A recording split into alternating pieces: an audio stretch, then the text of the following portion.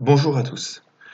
Petit tuto pour l'utilisation du menu Stat de la calculatrice en fonction des sujets que l'on peut avoir. Nous avons deux cas de figure. Le premier, c'est celui où nous avons tous les résultats les uns à la suite des autres. Le deuxième, les résultats ont été classés et on a l'effectif qui correspond à chaque note ou à chaque résultat qui est apparu. Dans cette première vidéo, nous allons étudier le premier cas. Dans votre calculatrice, vous avez un menu Stat. Dans ce menu Stat, vous avez un tableau. Ici, nous n'avons qu'une seule liste de nombres puisque tous les résultats représentent les notes de la classe. Donc pour cela, il va vous falloir entrer tous ces résultats dans votre calculatrice. Vous tapez le résultat, vous appuyez sur Exe et votre résultat apparaît.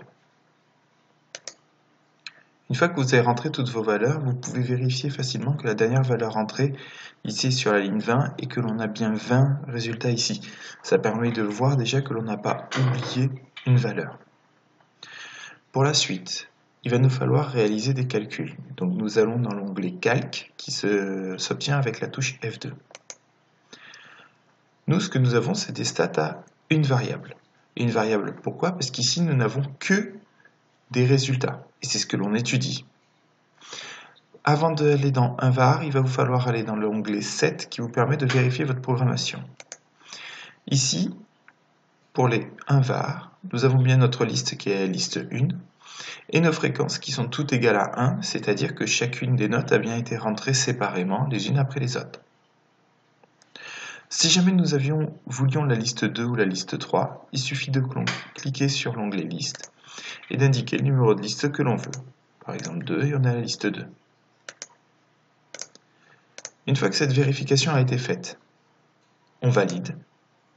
Et quand on revient sur cet écran, on sélectionne notre onglet 1 var. Et nous obtenons notre moyenne, notre effectif, nous avons bien 20 notes. Et quand on descend, nous avons la note la plus basse, notre premier quartile, la médiane, notre troisième quartile, la note la plus grande. Voilà, pour l'utilisation du mode Stat, du moment que nous n'avons qu'une seule ligne de résultat. Merci, on se retrouve dans le deuxième tuto pour le deuxième cas de figure.